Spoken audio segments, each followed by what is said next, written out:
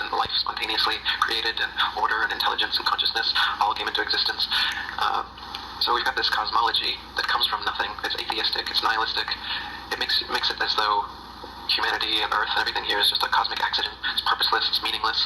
That's why this kind of atheistic materialism is rampant nowadays, because this kind of metaphysics is what we're being taught.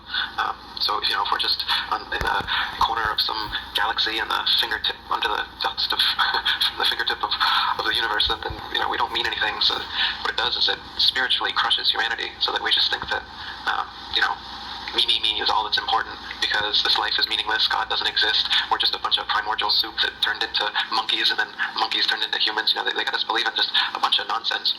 The overall reason, if you're a psychopath, like the people who do control this world all are, then what you want, your ultimate goal is world domination. The best way to achieve world domination is through propaganda and mind control. So the way to mind control someone, if you've got them in a cage since birth, you tell them that the cage is the only thing there is. And that's what we're told, basically. We're told that the only thing that is the amount of land that we tell you there is, and everywhere else you can't go. You can't go to the North Pole, and you can't go to the Antarctic without government approval and licensing. They have little tours where you can go and take little photo ops, but you can't go yourself and explore what's actually at the North Pole, and what's actually out along the Antarctic ice. How far does it go? Could we prove that the Earth is a ball? Matt Boylan, the ex-NASA guy I was telling you about, he's got a challenge going.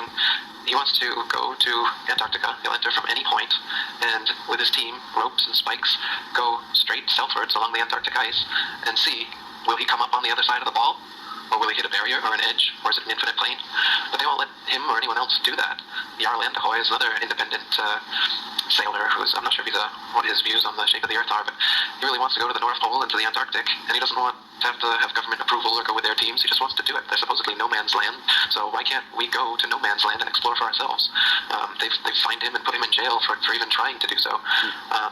Rodney Clough and his team, he tried to go to the North Pole, and they met twice Russian ships saying that they'd blow them out of the water if they continued. They were forced to turn around.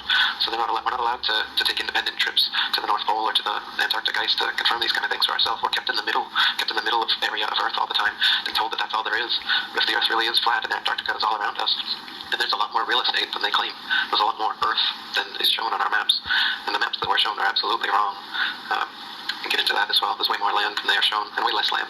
Greenland, if you look at the typical Mercator projection, is almost as big as Africa. But Africa is actually about 18 times larger. So the projections we're shown are not quite the way things are. So, now, let me get this straight.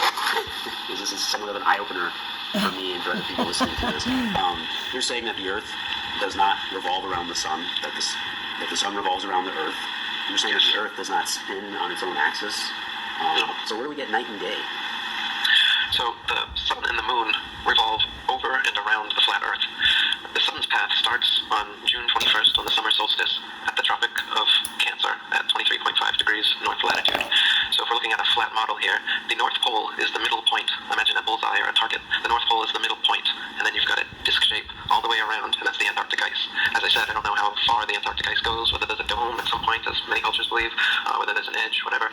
But what we do know is that the North Pole is the center point, the Antarctic ice rim is around it. The equator is halfway.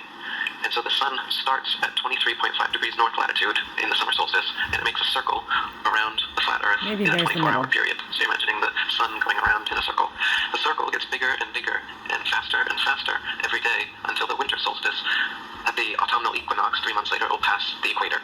And then another 3 months is when it's at the winter solstice. And then it will be at 23.5 degrees south latitude, which is the Tropic of Capricorn.